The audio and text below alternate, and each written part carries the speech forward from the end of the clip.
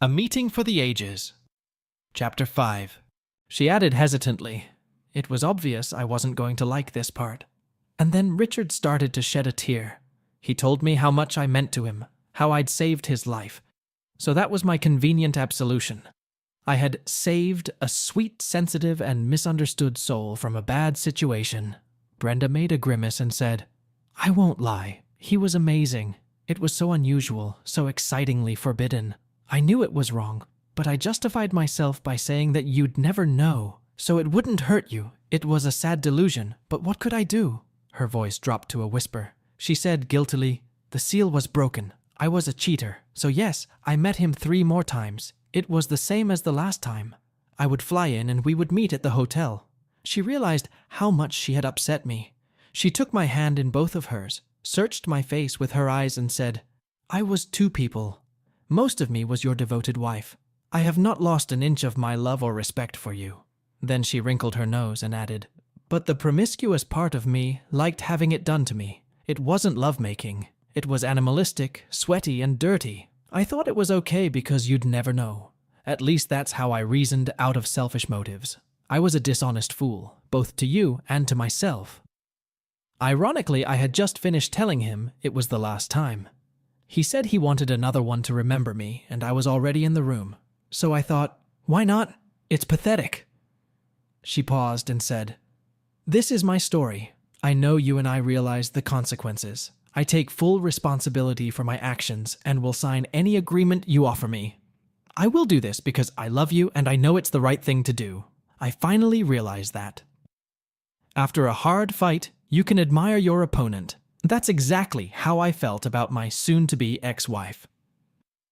Brenda may have been a cheater in one of her incarnations, but right now, the woman I loved was running things. After all, that woman closed the books with class. I hugged her as I left. I said, "I'll contact Jim Eastman. He was our family lawyer. Since the divorce will be relatively amicable, he will be able to represent both of us." I added, "Then I'll disappear for a while. I need to lick some wounds, and I want to do it somewhere private. I'll have to coordinate that with Sandia. But they owe me, so I don't think they'll mind." She put her hand on my cheek, looked sadly into my eyes, and said, "I understand, and I'm sorry. I'll be here if you change your mind." Closing the door, she cried. I drove to the nearest park and threw up. All that was in front of me now was a barren landscape. It was horrible. It's funny how people's moral stance changes depending on the circumstances. I divorced Brenda because she was hiding something from me. At the same time, I was cohabiting with a woman who was far more beautiful than even my gorgeous wife. And Brenda was clueless. So, who's the liar now? Of course, I couldn't tell Brenda that this particular woman was with me because she was from another planet. And by the way, did I mention she's telepathic? They would have locked me in a rubber room. I was also certain that Brenda would have a hard time accepting any assurances that our relationship was purely platonic, especially when she got a glimpse of Stella. Thus, although I had temporarily cleared the deck in one area, there was an even stranger problem coming up. When I returned, Stella was still in her robe. She was staring mesmerized at the TV, which was playing an episode of Friends. She excitedly said, "I'm studying the culture of Earth." I highly doubted that Chandler, Ross, Joey, Monica, or Rachel were from any culture outside of TV land. But I asked, "Did you guys eat anything?" She readily replied, "Yes, I have a daily cloud," and pointed to the object on her wrist. She pulled one of the plates out of her wrist device and showed it to me. It was a 1/2-inch cube. All I could think of was Soylent Green. I asked, "Do you want anything else?" She replied satisfactorily, "No, that's all I need for the next 24 hours. I asked, "And you live on that?" She replied, "Of course, it's a complete diet." I asked, "Is there a flavor?" I was ordering room service food for myself. She looked puzzled and replied, "Why? Does it have to have flavor?" An idea hit me. She really does convincingly portray a person who has never lived on Earth. Except I didn't believe it. It was too corny. I asked, "How old are you?" She replied absent-mindedly, still watching the antics of the oddball gang at Central Perk. 277 on my next birthday. She looked 26. I whistled and said jokingly, You're doing pretty well for an old girl." She angrily replied, "What do you mean old? I've only lived a quarter of my normal life." I didn't argue with this crazy woman. Instead, I said, "We'll have to buy you some clothes. You can't walk around in what you came to Earth in." She insultingly replied, "What's wrong with my suit? It's the latest in Permer Hick style on the cash." I nodded toward the screen and said, "You're going to have to look more like these women if you want to fit in. Otherwise, people might start to think you're not from around here." A waggle of eyebrows and a wink conveyed the concept of alien autopsy. She looked at him in horror and said, "How can I wear anything else? This is all I have." I had an inspiration. I said, "Your current outfit won't look out of place at Walmart. We can buy you clothes there." At that moment, there was a knock on the door, and the room service guy rolled in a tray of bagels and lox. I tried to tip him, but he couldn't take his eyes off Stella. On the way out, he bumped into the door. I spread cream cheese on the bagel and said, "Try this. It's what we eat here." She took a bite. Her eyes rolled and she shuddered with her whole body. It was as if she had just had a gastronomic orgasm. She said, panting, "Is this what it tastes like?" An hour later, we were entering the Walmart supercenter on San Mateo. Stella kept bumping into the windows and looking around, mesmerized. As mesmerized, she said, "Look at all these beautiful things. I've never heard people say that about Walmart merchandise before. The Chinese would have been honored." Brenda spent 2 hours at the racks of clothes in the back of the store and another 40 minutes in the cosmetics department. She said seriously, "I learned about all this from the Home Shopping Network. It was obvious from the start that Stella had no underwear. So while she was trying on clothes, I went to the lingerie section. Women may not be aware of this, but no guy wants to be caught off guard in the women's equipment aisle of any store. So I approached the clerk sideways, like I was making a drug purchase. Her name tag said, Ruby Sue. I asked Ruby Sue if she could sell me some basic women's items. She looked at me questioningly, as if she thought I was buying it for myself. I nodded toward Stella and said, "It's for her." Stella sat on the floor and happily tried on the shoes. I said by way of explanation, "She's special." Ruby Sue nodded and tapped her finger wisely on her nose. Apparently, this was a regular part of their clientele. She asked, "What size does she wear?" I said, "I have no idea." "I'm serious. Men don't know anything about breast size. We just like to play with them." The clerk said, "It looks like a 32D or a double D." I said, "I'd go for the biggest size. They're huge." Stella was changing in the dressing room. Walmart had no problem letting me in as a caregiver. I guess they do that a lot. I had to get used to the fact that my star girl didn't have any body issues. She just got out of her costume and then happily slipped into her new sandals. The bra had to be explained. As soon as she finished putting it on, and I didn't get the size wrong by the way, she took both of her nice big things in her hands and said, "This is comfortable even if the back is restricting." She wore a white blouse and plaid skirt that made her look like she had just stepped off the campus of one of the Seven Sisters. The clothes might be Walmart, but the body was extraterrestrial. I really wanted to cut Stella out of my life. She was making life very difficult, and her alien behavior made it hard to focus on the things I was supposed to be in control of. It was like looking after a 5-year-old child. But unlike a child, Stella literally stopped traffic everywhere she went. I was especially worried about being seen with her in public. At least until things got back to normal. My soon-to-be ex-wife didn't deserve this revelation. Yeah, I knew it was Brenda's fault, but tough guys don't party at the end of the field after a touchdown. It's just not classy. I could have told Brenda about Stella. But what good would that do? It's not like I cheated on my soon-to-be ex-wife. We were already divorced. When we got back to the room, I said, "Tonight, I want to take you out to dinner. It will be the way we Earthlings do it. We'll dress up and spend the evening talking. You've seen it on TV, right?" She nodded readily. I asked, "Would you like to do that?" My star girl got really excited. Apparently, she had seen something like this on the Real Housewives show and wanted to try it. She also wanted to continue her tasting experiment. I said, "I have some personal business to attend to. I'll be back around 6 o'clock to pick you up." There was no way I wanted to talk about Stella's future while we were cooped up in our room. I spent the day working on divorce plans. It would be an easy divorce since it was amicable. Easy if you didn't take into account the heartache that would follow. Part of me still wondered why I was doing this. That was until the ghost of Richard Tadwell appeared and said, "Yeah, why do it, man? She's so cool." Thanks, Tud. That was just the reminder I needed. In gratitude, I spent some time on Silk Road buying him some thoughtful gifts, like an anonymous beating and drug charges. That was worth bitcoins. The ads for hired killers were abandoned by me. I wanted Turd to suffer for a very long time. And he had to feel it after I finished doxing him on dark web. It's a scary place. I also negotiated a couple weeks of vacation.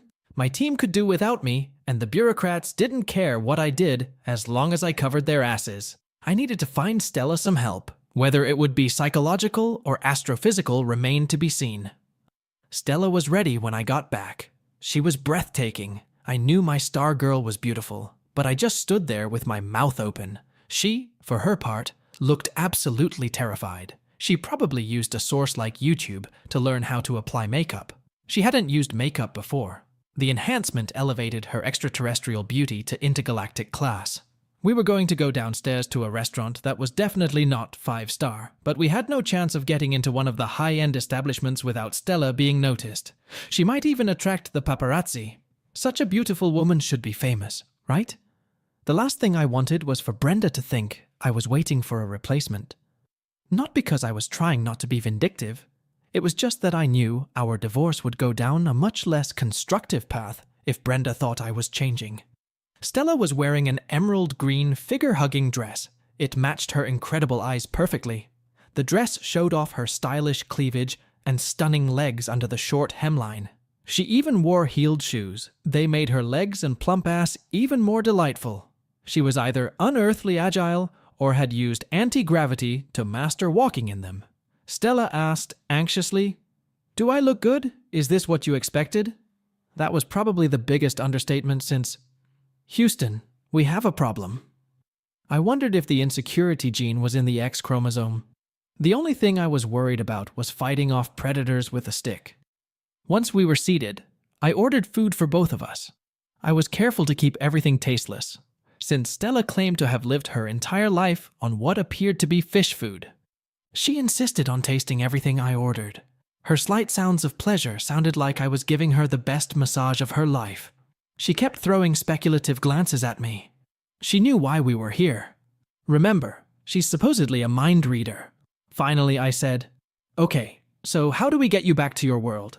She stopped mid-bite and looked unhappy. She asked, "What makes you think I want to go back?" I said, "Don't you have family or maybe a special person you could go back to?" I know it sounded crazy, but it was so much easier to act like she'd just flown in from outer space. She became thoughtful, as if pondering her answer. She said carefully, "I've never had a family. Children aren't raised that way on Kashla. There's nothing to go back to anyway. They're probably all packed with grunts and hiccups by now." Then she hesitated and added timidly, "Maybe you're my special person." "Have you ever thought of that?" I asked incredulously. "How could you even say that? We've known each other for exactly 24 hours. She tapped herself on the head and said, "I know everything about you. You have everything I appreciate in a partner. You're kind, decent, smart, funny, and adventurous. I know your current girlfriend made a huge mistake by acting the way she did. I would never make that mistake." And then it hit me. This could be the way forward. But first I needed to confirm something. I looked intently at Stella, trying to read her face, and said, "When I went to bed last night, you said you had to turn your mind off. What did you mean by that?" I knew the question was asked out of turn. I thought it was. Let's see what she has to say about it. She laughed and immediately replied, "Our race has always interacted telepathically. Perhaps at some point in the past, we communicated by voice as well. But our planet is much older than yours." She added carelessly, "Our telepathic receptors are omnidirectional. It's like human hearing. Thus, there is always background noise. We shield our minds to be polite. People on your planet don't do that. So, I have to filter it out, and it's exhausting. It helps me if I can turn off my sensors. It's like your need for sleep." Oh my God. It was too detailed an explanation to be made up. I said, stunned, "So what you told me is true? You are actually an alien, yet you remain just a woman?"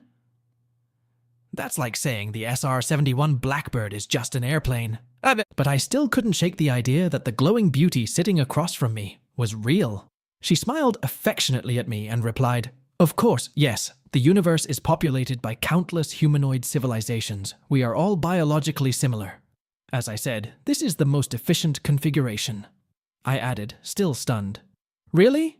There's a portal to 1,000,000 other worlds in White Sands, and you're really a refugee from another planet?" She said conversationally, as if we were discussing bus stops. "Well, there is another portal in the Jura Mountains right now. It is near a place called CERN. It was built when your race started experimenting with subatomic particles. I believe it's called the Large Hadron Collider. It's another great achievement." Wow. First I discovered that my wife was spending her evenings with another guy. Now I found myself talking to a real ET, and it wasn't an ugly little creature with Einstein's eyes. "Oh man, was Spielberg wrong?" Stella smiled radiantly and said. "Now you believe me," I said, a little stunned. "I believe you." She said eagerly, "So I can be your companion? I am even willing to undergo the initiation ceremony. It will bind us for life." I said, still shivering a little, "Let's take one step at a time. We're not using a killer device to make sure we stay together." She looked puzzled, as if she couldn't understand how we could do otherwise. I smiled welcomingly, for the first time feeling affection, rather than irritation. She really was a sweet, modest, and simple woman, and I had the feeling that underneath all those alien oddities was an unusually pure soul. I said softly, "We need to learn how to be bound, and I'm still legally bound to another woman. That has to be officially undone before we can be committed to each other." Well, if I was going to bond with this beautiful little alien woman, I might as well start speaking her language. The jump was unexpected. But you know how it is. I'd felt a natural attraction to Stella almost from the moment I discovered her in the desert. She was a perfect woman in the physical sense, a beautiful movie star. But it was her good-natured and happy demeanor that attracted me. There wasn't a single evil or malicious bone in her body. She asked impatiently, "Can we move on to something bigger already?" It was as if I'd been proposed to by every hot chick that had ever inhabited my sweetest youthful dreams. But of course, there was a hitch. I laughed and said, "In our society we have rules. We call them morals. These rules guide the commitment process. They are really just common sense things you do in order to avoid hurting other people. But they are an integral part of human life. So you're going to have to find out what these rules are before we can be committed to each other." Stella looked as if she wanted me to get to the point as soon as possible. I added, laughing, "One of those rules says that two people can't do something big if they are bound to another person. Right now, I'm still bound by the contract I made with my ex-girlfriend, and I'd lose my honor if I got engaged with you before that contract was essentially terminated by mutual consent." Stella looked very disappointed, which was nothing like how I felt. I reached across the table and took her hands in mine. They were small and silky smooth, like a warm cup of tea in fine china. It was the first time we'd ever touched. The feeling of closeness and love flashed in my head like a supernova star. Stella communicated her feelings directly and without shielding. They gave me an overwhelming sense of peace and contentment. I said, "I have no idea why I'm so lucky, but I do know that we can live a happy life together, and it starts here and now. I'm human, and you're not. So it doesn't matter if it's 50 years or 750. Either way, I want to start our journey honestly, without a hint of hypocrisy. Today we will have nothing, but we will begin the process of becoming a couple." Dear viewers, a sea of uncharted depths opens up before us with each successive chapter of this epic story. In the fifth part, our narrator bears witness to the poignant experiences of Dave, whose heart is torn apart between tender memories of the past and the bitter realization of betrayal. Dave's encounter with the unusual and mysterious Stella brings a mixture of bewilderment and curiosity to our souls. Who is she, and what is fated for them next? Brenda's revelation about her weaknesses and the mistake that was the catalyst for all of this drama provides a profound insight into how difficult it is to fight urges and temptations. As Dave faces the conclusions of having to rebuild his life, he also discovers the possibility of an unexpected new beginning with Stella, a mysterious being whose history and origins are shrouded in mystery. Stella, adopting earthly customs, brings a new dimension to his world, showing that even in the darkest moments, a ray of light can always shine. What has fate prepared for the main characters of our story? Will Dave be able to find the strength to close the past and look to the future? How does the world work, where Stella is a bright star? And how much will her presence change the course of his life? We invite you to join us for a deep dive into the next chapter, where every line takes you into a world where the rules of sanity, logic, and the ordinary no longer apply. Be sure to check out our Patreon for a full and uninviting experience of this amazing story, where love takes many forms and every decision resonates not only in our hearts, but also beyond the borders of our world.